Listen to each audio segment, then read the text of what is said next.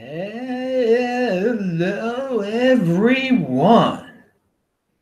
This is Adam Meister, the Bitcoin Meister, the Disrupt Meister. Welcome to the Beyond Bitcoin Show. Today is November the 10th. 2018. Strong hand, unconfiscatable. Bitcoin is the next Bitcoin. Personal responsibility is the new counterculture. Deferral of gratification. Conviction. All right, everyone. Check out yesterday's This Week in Bitcoin show at techbalt.com, TECHBALT. That's also my Twitter handle. And disruptmeister.com. You can watch all the old This Week in Bitcoin shows, every single show I've ever posted, 1,100 shows, including all the Beyond Bitcoin shows. This is the 32nd week in a row I've done the Beyond Bitcoin show. I'm in Santiago, Chile. I'll be back in Baltimore in less than 2 weeks. Wow, time flies. And speaking about time flying and Baltimore, I realized the other day that I have not been in a vehicle since I got here on September the 21st. Yes, I flew in on an airplane, took a bus here. Well, took a bus, and then I walked to where I'm staying. And ever since that day, I have only run places and walked places. I've not been in a car or a bus or a train or anything. Nothing. Now, that's a way to stay in shape. You're constantly really in motion that way, aren't you? But it's definitely cutting down on expenses. Didn't pay for any gas, didn't pay for any public transportation, had no traveling expenses whatsoever for 2 months. It will be 2 months because I'm going to leave here on November 20th. And then so the next time I'll be in a car, my dad will pick me up from BWI Airport on the Wednesday right before Thanksgiving in his car, and I'll drive from there. Just like that, I'll be back on the road again. But for me, hey, guys, it's possible. It's possible. Traveling around the world, it has its benefits. I know a lot of people say they like to drive. I think when you stop driving a lot, you realize how much you enjoy not driving and not being in cars and not being in constant traffic jams of major metropolitan areas, whether it be on the East Coast or in so many other countries too have made just horrible traffic also. So it's quite relaxing, not having, just enjoying the fresh air. And by the way, this last week, it's just became summer here basically. And I was, one of my siblings and I were on the voice chat or where I could view them on Google Hangouts or whatever. And it was already dark there on the East Coast back home, and it was cold, and the kids were wearing hats and stuff. And I'm like, God, it's like summer out there. It's being in the Southern Hemisphere. Pound that like button for the opposite world here in the Southern Hemisphere. The days are getting longer and it's getting warmer. And well, it all comes to an end for me when I go back to the lovely fall weather of Baltimore. Anyway, hey, well, you can be in the warm weather all the time. I try to avoid snow. That's my travel. People ask me, why you stay in Santiago for so long? Well, first of all, I got a great deal. I got a good 2 months here. I mean, I'm going to spend less than like $3,200 over 2 months, including the plane ride. That's one reason. But I like warm weather. I try to avoid the snow. I grew up in Baltimore and I went to college in St. Louis, so I dealt with snow.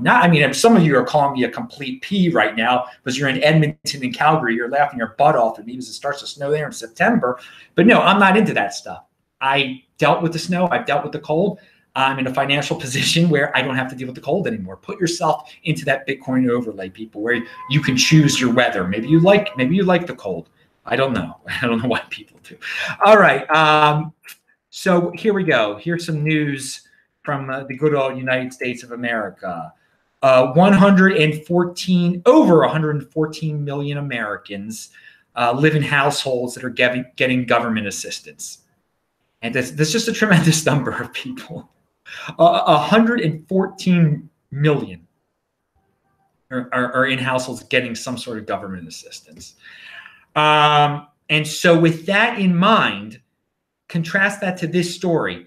U.S. Christmas retail sales to surpass $1 trillion this year. So an incredible amount of people in America are so poor, they need to be on public, they need to have some type of government assistance, yet they're spending over $1 trillion on holiday presents. Retail sales, retail. Most of the stuff you get retail, these shirts, they don't need this stuff. People's priorities are completely messed up, and they can be even more messed up when they're getting a government check. Why not? Why not get the government check? What's personal responsibility? So again, do what you're going to do. If you think you're not in control of your own life, and we're going to get to that in a second. I know most of the people watching this right now are like, public, I'm not on any assistance, Adam. Hey, I'm just trying to tell you the way of the United States. This is the way. The people who are screaming about how we need socialism, they already got it. I mean, they already got all these goodies. It's unbelievable. Hey, I mean, if you want to play in that dollar fee in the welfare dollar, be my guest. I don't have to worry about these things because I'm in Bitcoin, and my savings are in Bitcoin. They're not going down the tubes because America's got to print up more and more money for people to spend on ridiculous consumer goods and to pay off people on public assistance. So $1 trillion. But I mean, a lot of people are saying, "Well, I have to buy presents." You have to buy presents. I don't know about that. Here's another thing people are going to say they're going to have to buy because it's just so cool and so necessary. And you can all these articles are linked to below, by the way. Pringles is selling Thanksgiving dinner in a can with its latest flavors. Yes, Pringles, the potato chip maker, you can just this time of year only, you can get turkey flavor, stuffing flavor, and pumpkin pie flavor chips. You probably can get that with your EBT card too. If they're selling it in stores, I think you might only be able to get it online, so maybe you can't use your EBT card for that. But the point is those things are going to sell like hotcakes. But yet people are like, I'm poor, I have no savings. You have no savings is because $1 trillion is going to be spent on Christmas, on holiday presents, whatever you want to call them. I don't care. And then some of you are going to become more and more unhealthy because you just have to buy those turkey flavored Pringles. They're just so cool. They're limited edition. This is the newest thing. And you don't have to get it. And that's just going to make you sicker and fatter. And you wonder, and so many people wonder why they get into this situation because they have no self-control. They have no long-term thinking. These ads play on before I watch different YouTube videos. And some of the ads have nothing to do with the YouTube video. Here's one in particular. It was in Spanish, but it was an advertisement. And so it was targeting people here in Chile. They know I'm in Chile. So it's Black Friday. Black Friday. In Thanksgiving, Black Friday for people in Chile. You got to buy your stuff now, people in Chile, because Black Friday. There's no Thanksgiving in Chile. At least the way they're not celebrating Thanksgiving on November 22nd, on the fourth Thursday of the year. Okay. When I was in Israel last year, they had Black Friday sales there also. So this is a Western world phenomenon. It's not just the United States who are tempted, who are like, it's that time of the year. It's Black Friday. Better go buy stuff. Better go buy Pringles. So many people, and then at the same time, they're like, I have no money. I have no savings. It's the banker's fault. It's your fault. If you go out and buy Pringles, if you go fall into the Black Friday trance that you have to go shopping on those special sales, it's your fault. It's your fault that you got and that you got on government assistance. Part of my point of bringing this up is government assistance in the United States. Most of the people don't need it. Of course they don't. They're the same people buying the Pringles and the frickin' Black Friday, spending $1 trillion on during the holiday season. MGTOW sent $5 in super chat. He says, "Hey Adam, greetings from those who are still working. Got a nice exhaust manifold job going. Hope you're having a great day. Greetings, MGTOWs." Well, thank you, Benching. Greetings. And dude, you won't be working for long because you saved and you got your Bitcoin. You'll be traveling around. I don't know all Vention. I'm not Vention's accountant. Believe it or not, I am not Vention's personal accountant. Some people think I am. You know, they think, well, you're Jewish, you must be his accountant, right? Yeah. So, no. So, but I know soon he'll be able to. He probably could retire now, I think. I mean, he's a guy. Well, no, he likes trucks and he likes fixing cars. So maybe he does like to drive probably more than I do. I don't know. And he could go without. I mean, maybe that'll be his first test. Can Vention go without being in a vehicle for 2 months once he's out of the country for if he goes on a vacation? But you know, he's not leaving the country now. He's got a plan to once he retires to just travel around the Mountain West, basically, and a little bit of the Pacific Northwest, which is beautiful territory. He'll be driving to Boise and Spokane, and then by the year 2029, he'll be like, "God, all these hipsters are here now." I'm telling you, people, Spokane, Boise, that's where everybody's moving now. That seriously, they're beautiful places now. I don't know what they're going to be like in the future. All right, we've talked about this in previous shows. Thank you, Vention MGTOW, again. You're working hard. I mean, and yeah, a lot of guys work their butts off, like Vention MGTOW, as mechanics, and I hope they find out about Bitcoin because it could. I mean, you can get hurt in a job like that, and if you get this long-term thinking mentality and you jump on this ship and you play it right, you'll be able to retire early. And if you've got some self-control and you're not buying the Pringles and you're not, and that's the thing. The cool thing about Vention too is like he's not out there buying a bunch of holiday presents for a bunch of women. And so I mean, there's a lot of guys who are just like, man, gotta get this lady, this guy, get this person, this guy. You don't have to get anybody anything. I mean, if they're really your friend, they'll like you because they like you. If she really loves you, you don't need to get her some incredibly expensive holiday present. I mean, again, if it's your tradition to get presents on the holiday, yeah, then get a reasonable present or whatever. But no, don't get into this hyper-consumerism. And that's my point, though. Most of the Western world, whether it be Chile, Israel, United States, they are stuck on hyper-consumerism. So you have an advantage if you can get out of that hyper-consumerism never-ending loop of madness. You've got an advantage over everyone. You're going to position yourself in a financial way that puts you above 80% of the people out there. Pound that freaking like button, 20%ers. Okay. And another thing I wanted to say is a lot of people think marketing is evil and that it tricks people, it fools people. I mean, do you fall for these advertisements? Is that your excuse why you're buying Pringles? Because you fell for the marketing. It looks so nice. I mean, why do you want a turkey flavor? In order to make chips turkey flavor or pumpkin pie flavor or stuffing flavor, I don't know what type of chemicals they have to put into them, but you better believe those chemicals are not good for you. And of course you're convinced, you're like, well, I fell for it because the container looked so cool. It had this cool looking turkey on the front of it. I mean, marketing, you don't have to fall for marketing, people.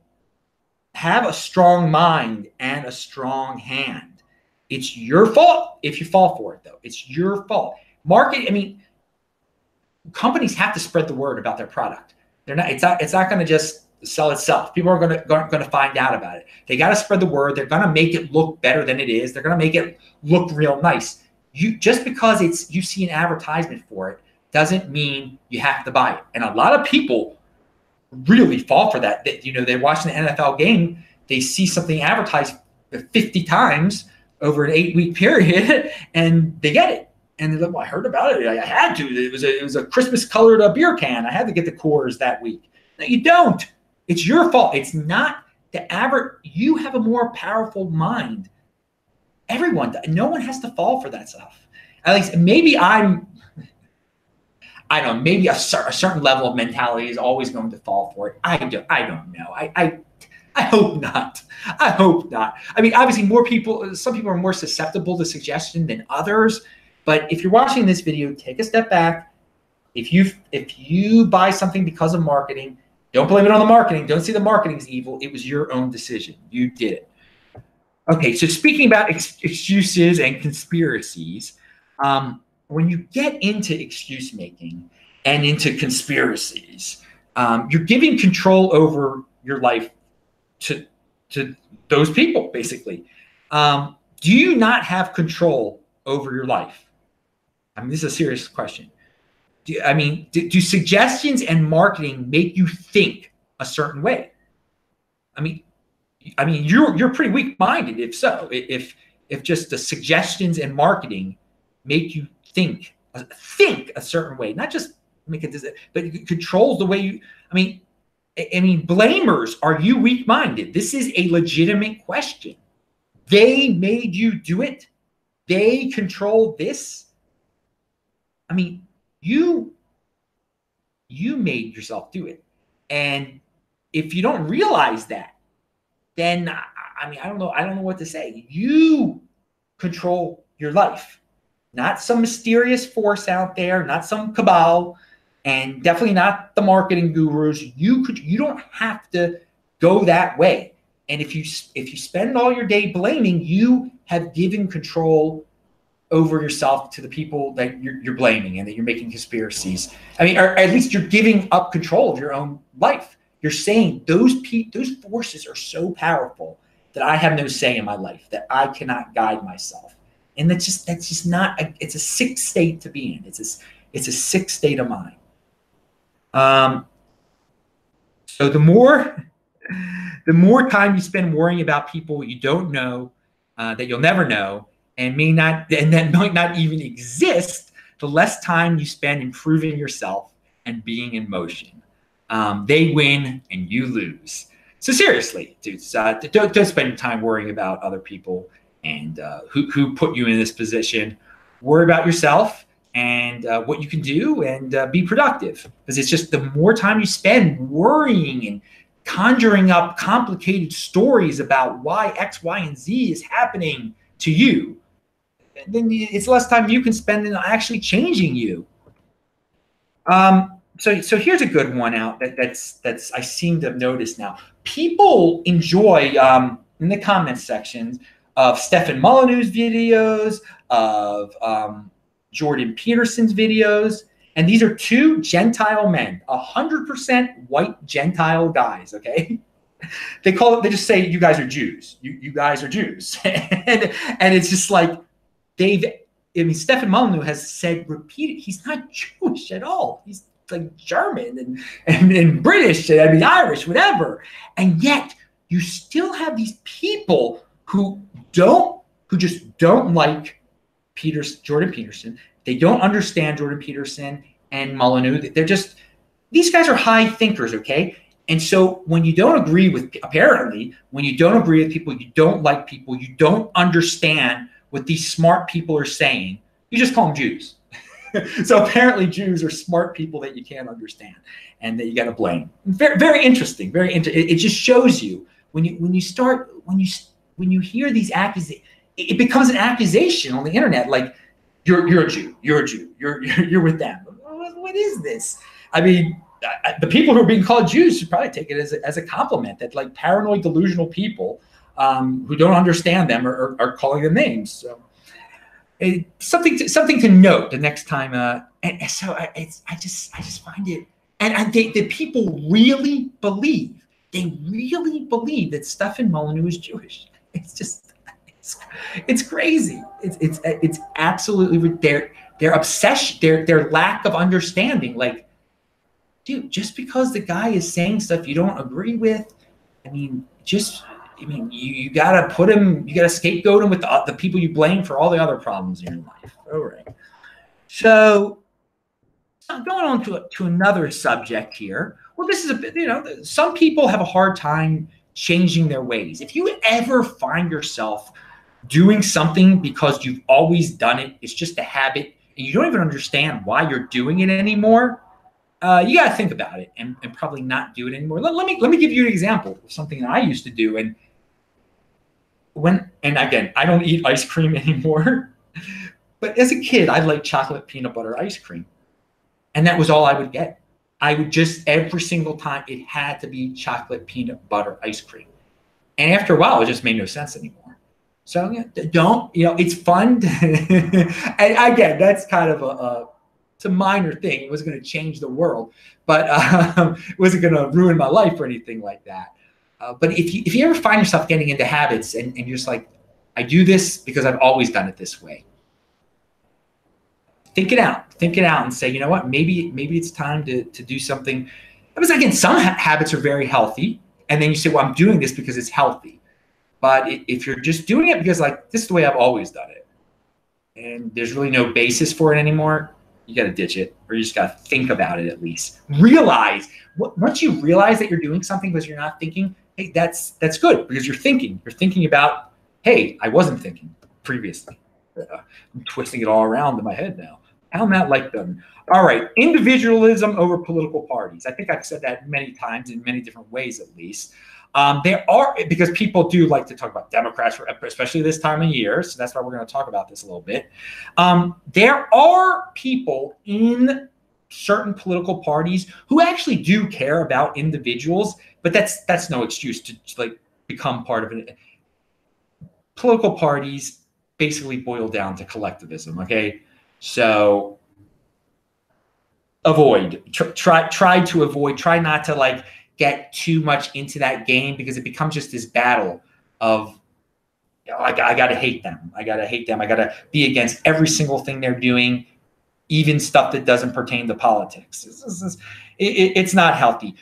Be an individual, make your own, pick and choose between different political philosophies, and you know, go your own way, as they say, and create your own philosophy beyond politics. Because again, politics is just a game. It's a waste of time. But I bring it up. Individualism really does not go with political parties, even though there are a few people in political parties who are somewhat individualistic and do care about individuals. So I was thinking about voting, and you know, I know that voting really, so people put it on this pedestal. Every cycle, it gets more and more important.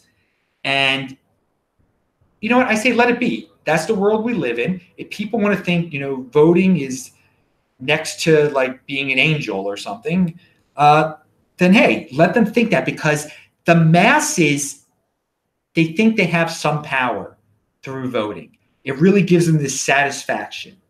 And they really people who obsess over power, they need something that'll make them think they have power. So voting really does, and voting in this day and age, because you know the media's talking about, everyone's talking about they think, look at this. I went to the voting booth. I waited in line an hour because the Baltimore City Board of Elections is so freaking inefficient that, you know, it takes them an hour. You know, they think so horrible. But this soothes these type of people.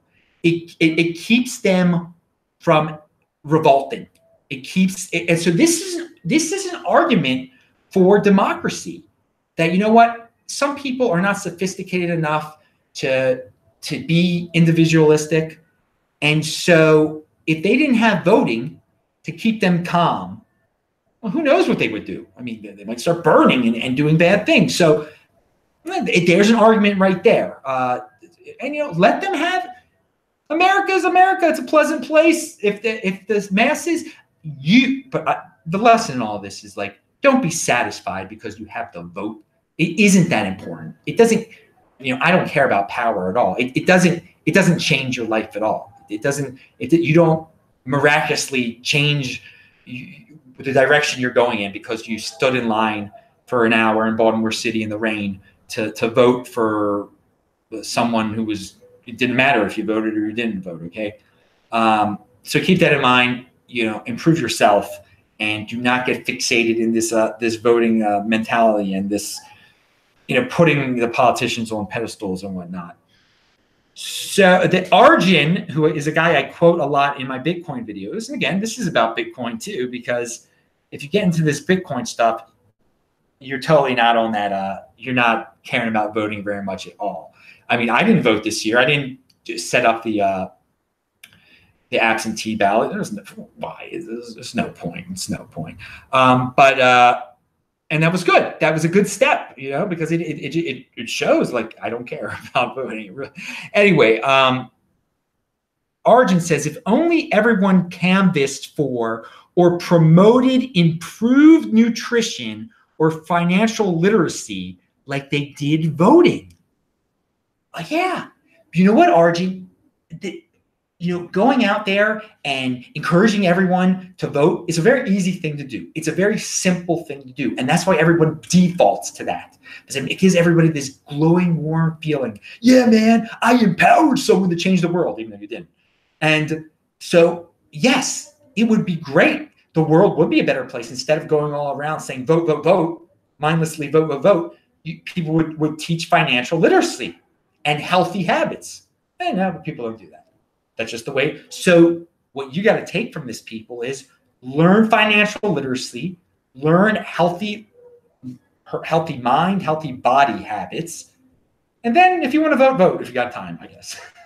But seriously, prioritize yourself over the collective, which you have no say over, and the sociopaths who want power. Don't give them time. Give yourself time.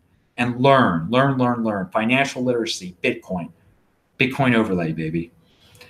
All right. I reminded everyone beforehand to watch This Week in Bitcoin. Bang that bell button if you need a reminder of when this here show goes live. So let's talk about this media article that's out here. And this is why no one sympathizes with the media. And it's a Medium article I linked to below. And it points out a lot of faults with the mainstream media.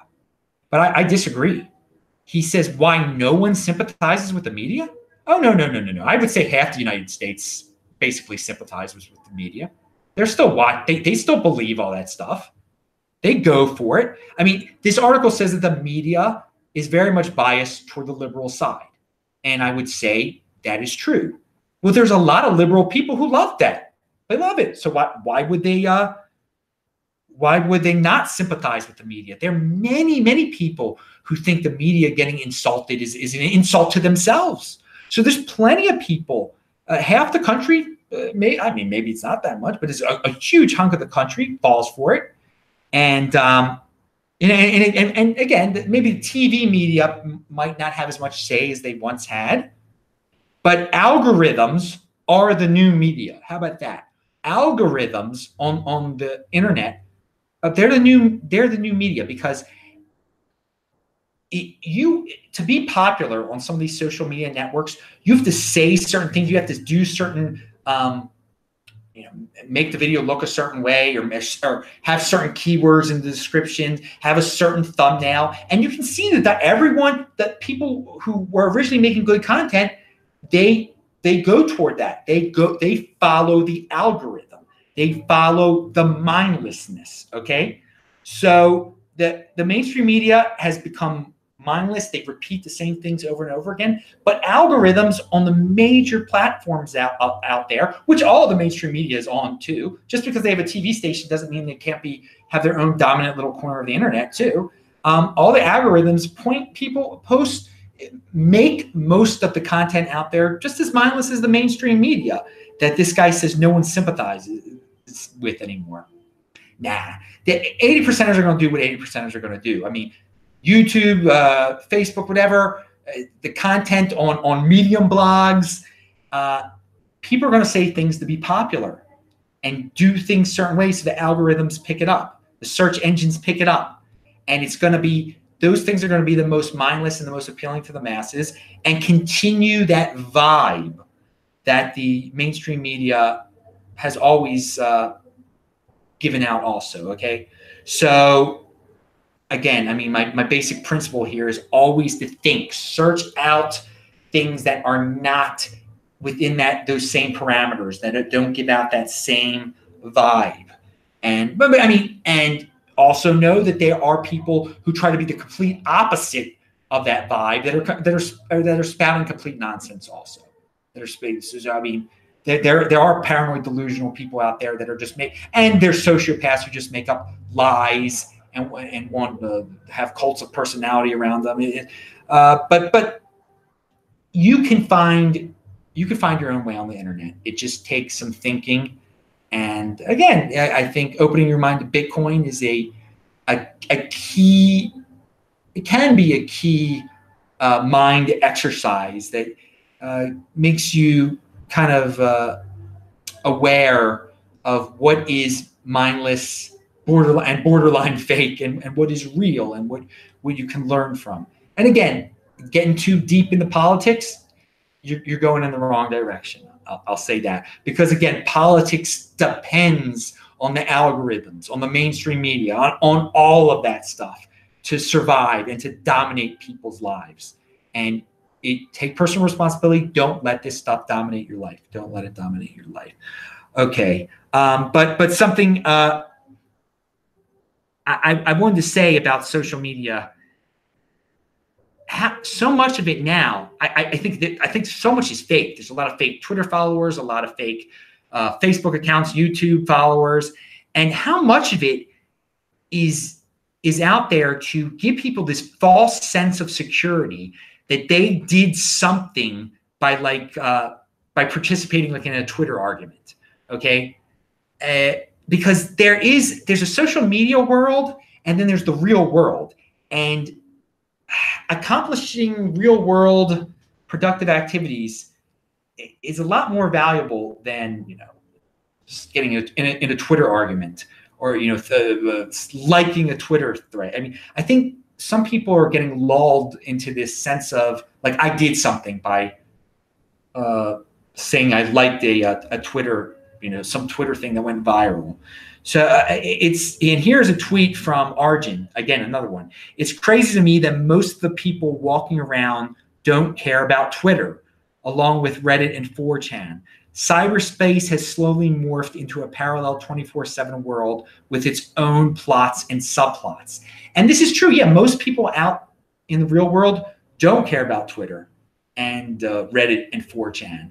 So, because there's a real world. They're accomplishing things in the real world. And again, retweeting some things can help people in the real world. This is true, but you cannot become too immersed in this social media debates and to a point where you're not accomplishing stuff in the real world. And again, I try to stay around, the videos, like some people consider the videos, that's social media, Adam. Well, this stuff is monetized here. Okay, this isn't just a tweet that disappears after a while.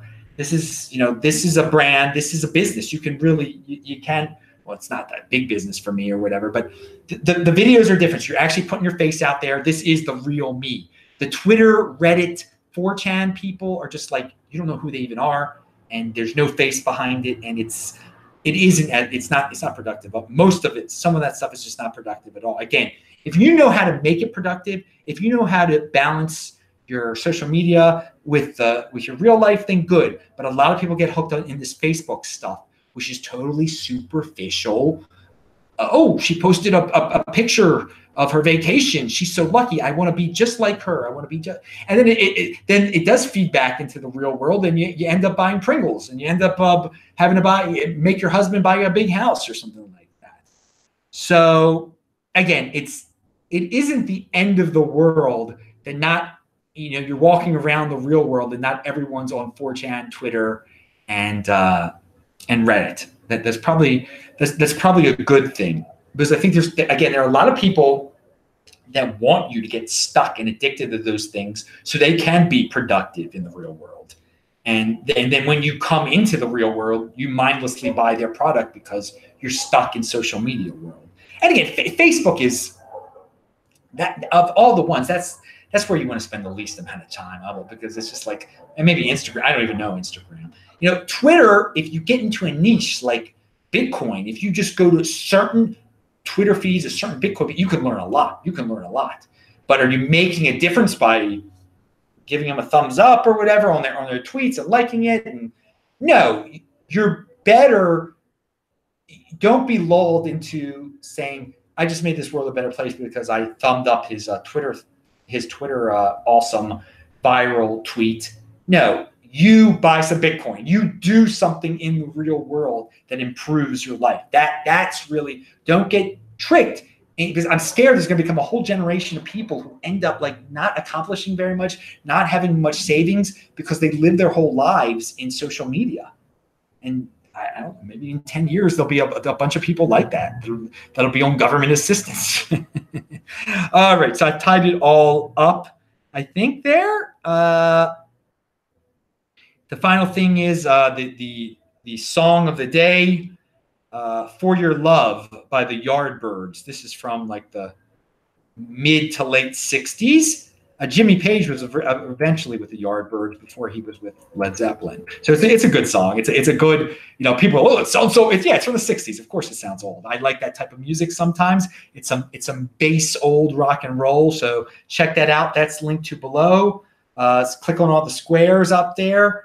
And remember, individualism is the achievement and collectivism is the default. And that is something from Stefan Molyneux. And hey, you don't have to like the dude or whatever. He does say some smart things.